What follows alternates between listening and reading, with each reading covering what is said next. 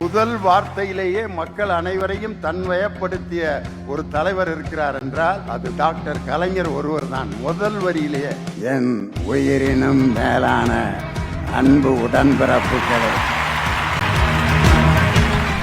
நடத்திய அனைத்து சுயமரியாதை மாநாடுகளிலும் பெண்களை தலைமையேற்க வைத்து அன்றே பெண்களால் தலைமை தாங்க முடியும் என்று நிரூபித்து காட்டிய தாத்தா தந்தை பெரியார் என்ற அற்புதமான மனிதர்.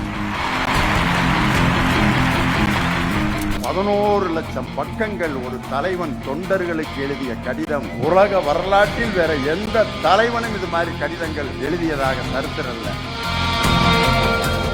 சாக்ரட்டிஸுக்கு விஷம் வைத்து கொன்றவர்கள் செத்து போனார்கள்.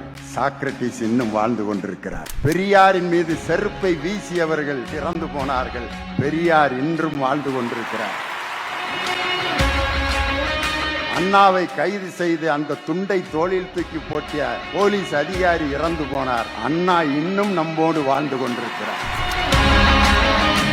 கலைஞரை அவமானப்படுத்தி நடுரோட்டில் கைது செய்து நிற்க வைத்த போலீஸ் அதிகாரிகள் இறந்து போனார்கள். கலைஞர் இன்னும் வாழ்ந்து கொண்டிருக்கிறார், தெற்கே உதிக்கும் சூரியனாக. புறப்படுவோம் திராவிடத்தை உருவாக்க.